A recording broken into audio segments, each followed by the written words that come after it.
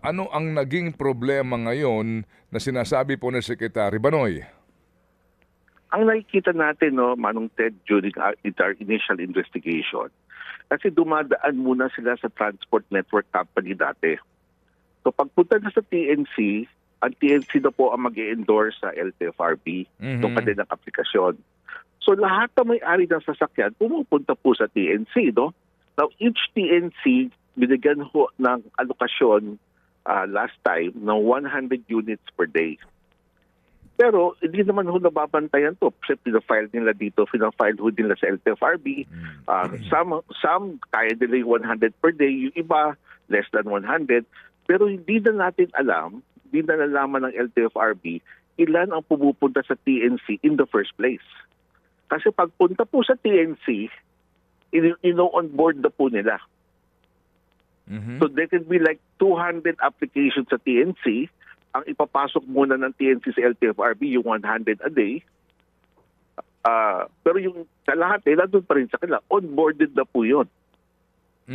So okay, go ahead. Ano nangyari?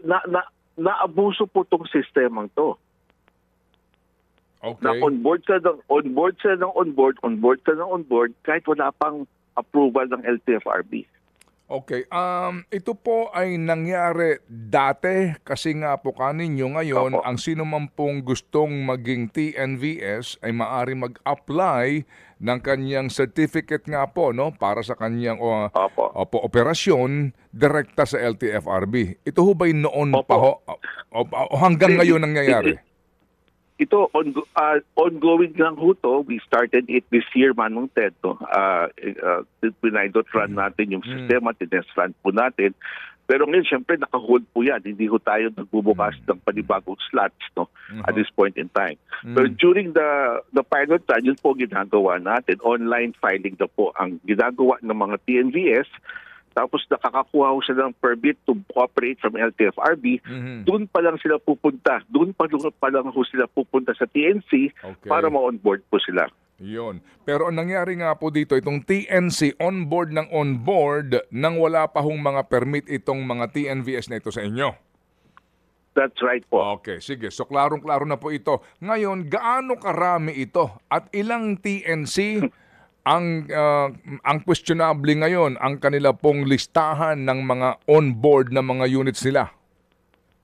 21 TNCs po lahat ang dinabas nating show cause order ba ng TED, no?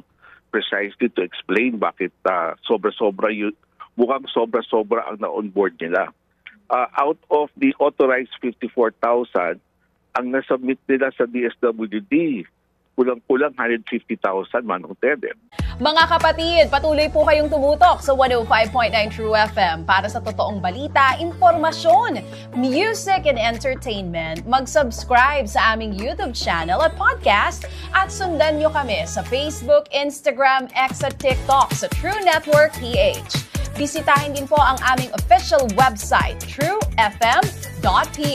At panoorin din kami sa True TV Signal, Channel 19. Kami po ang 105.9 True FM. Laging true sa'yo, kapatid.